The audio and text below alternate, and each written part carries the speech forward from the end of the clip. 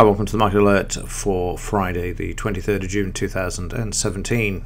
So a very frustrating day yesterday, and there is a reason for this which I think I'm going to start off with first. Let's just go to the implied volatility.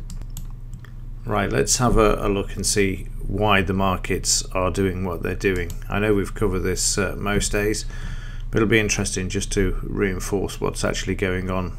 If you look here, you can see that the volatility is incredibly low. When the volatility is low, it means the market becomes range bound, and that's why we're seeing, as we did in the Dow yesterday, a meager range of just over 60 points from high to low. Now the implied volatility is telling us this, apart from this here, which was when all of the hoopla about impeaching Trump, we saw the market drop, and this was great. We had a lot of activity, it was brilliant, and then the volatility just went back into this sideways range that we see here. And this is why we've got the situation at the moment where the market is filling orders, plus the support and resistance areas, which I'll get into in just a moment, and then moving back to the upside. Now the good news is, if we look at a 10-year chart, we can see that the volatility levels are down where they were in 2007, 2006, 2007, and we all know what happened in 2007 and 2008. So we're down at the all-time lows in the implied volatility, which means, and as night follows day, we are going to see some sort of a major correction in this market, a crash in this market coming down the line. Unfortunately, we can't say when it's going to be, but the good news is, if we look back to 2006, we can see how the volatility increased prior to any sort of crash, as well as news comes out, uncertainty and whatever. And as we're going forward, you can see politically there's a lot of uncertainty, whether it's here in the UK, in the US, and there is a sense and a feeling that things aren't right globally. We know that, we can see it reported in the news most days. So it's just a matter of time and waiting for this to actually switch. But in the meantime, we have to put up with the market not doing an awful lot. So let's switch back and see what happened yesterday in the pound and in the Dow, and I'll point out a few pertinent facts of why it did what it did during yesterday. So starting off in the pound, we had a sell signal. This was filled, and then the market started to trade sideways. You can see already that we've got a bit of a sideways pattern going on, but the market just dipped down at the entry price and then started to trade sideways. So we've got a pretty good clue here that the market isn't going to do a lot. We've got no news out until we get the unemployment figures, which are these from the US. They're the weekly figures. So the market then just trades sideways. Now when you've got this situation here, you know, looking at this, that the market isn't going to do an awful lot. So if you get the option to get to break even, or as I've done here, I got fed up of waiting for this market, so I moved the risk down. I didn't want to risk 35 points when I could risk just half of that amount or less, in this case 13 points. If it's not going to go, it's not going to go. There was no news to move the market, and that's the thing we've got at the moment. The market is news driven. It's waiting for news, as we saw the other day with Carney and Haldane, and then the Queen's speech. So here you see the market coming back down. We've been sideways now for whoops, let me just drag that back. I was trying to drag the chart then, but of course it's recording. So we've got a situation here where the market comes back to break even to allow you to get out. I didn't get out. I waited to see if it would break. It went back a bit, and again you can see there's only just small pips of profit there. So still give it a bit of breathing room, but the market comes back and takes out the trade. And as you look at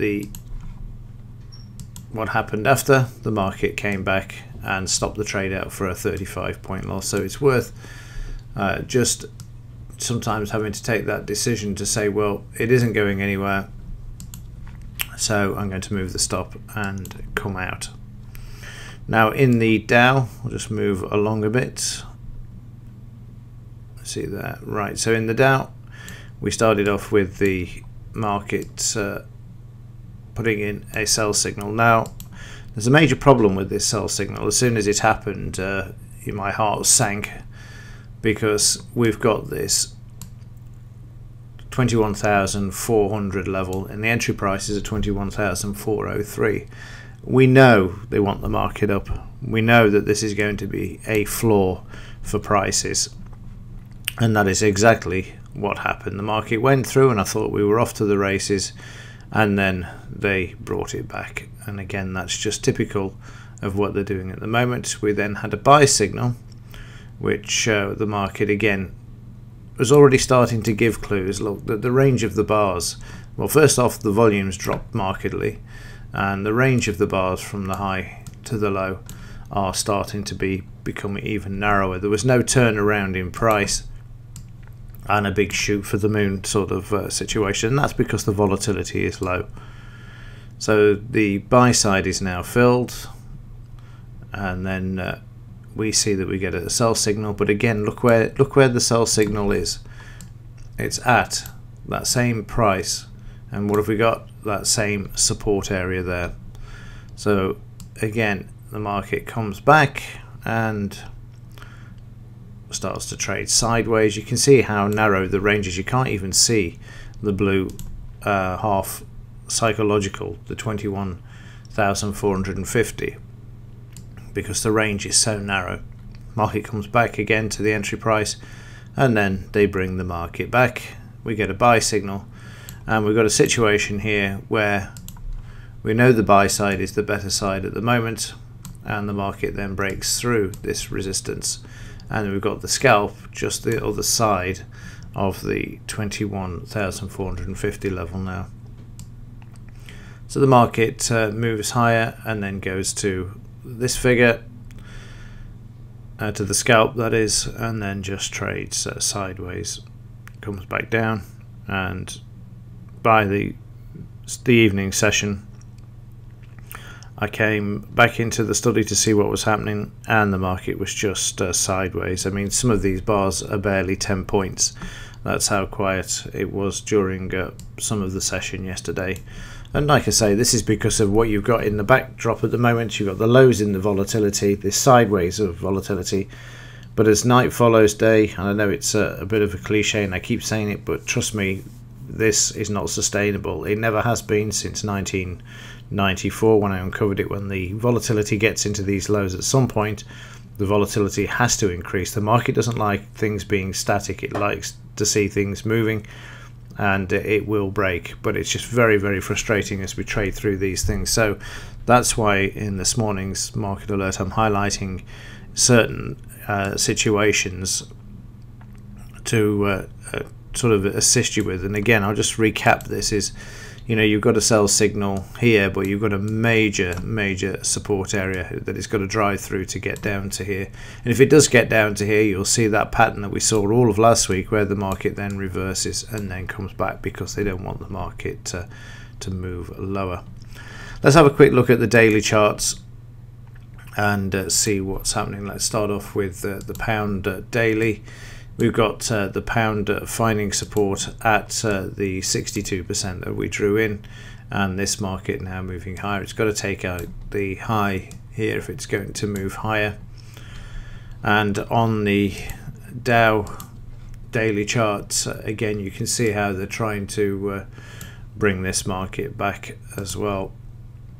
Got support here, and again, that was another thing in the intraday chart. You can see where the support is at that 21,400. They keep bringing it back above this, and what we're looking for here is, if we take the high to the recent low, which is this one, we're going to look for prices. I'm just going to spread this out a bit. We're looking for prices to actually trade up towards this 62 and 76% there, and see how the market reacts at this level. Watch the high here as well as prices start to move, and in fact what it will do is just mark that up as well, so you've got a figure. So we've got yesterday's high, and then you also here at that 76 you've got where we had a bit of selling coming into the market, which we can see by the increase in volume there. Not an awful lot, but it is just above the average. So looking at the bigger picture, we can see that there is some issues around these levels as well. So we'll save that, and then we'll finish off with today's news. What have we got for the pound? It's all euro news there. And then this afternoon we've got new home sales at 3 p.m.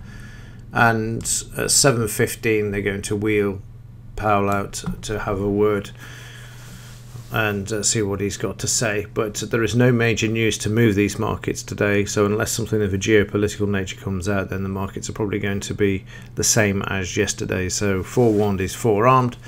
It may be a case of having to either sit on your hands or paper trade through, because there's no point in getting into a market that isn't moving anywhere. It's just a pointless exercise. The key and the skill is sometimes just to say, look, I'll stand aside and wait, and then when the volatility kicks in, then you know that you're moving and shifting the odds in your favor. If anything happens in between, I will let you know. But if we look at the 5-minute chart just before we close, where we are currently, you can see how quiet things are at the moment.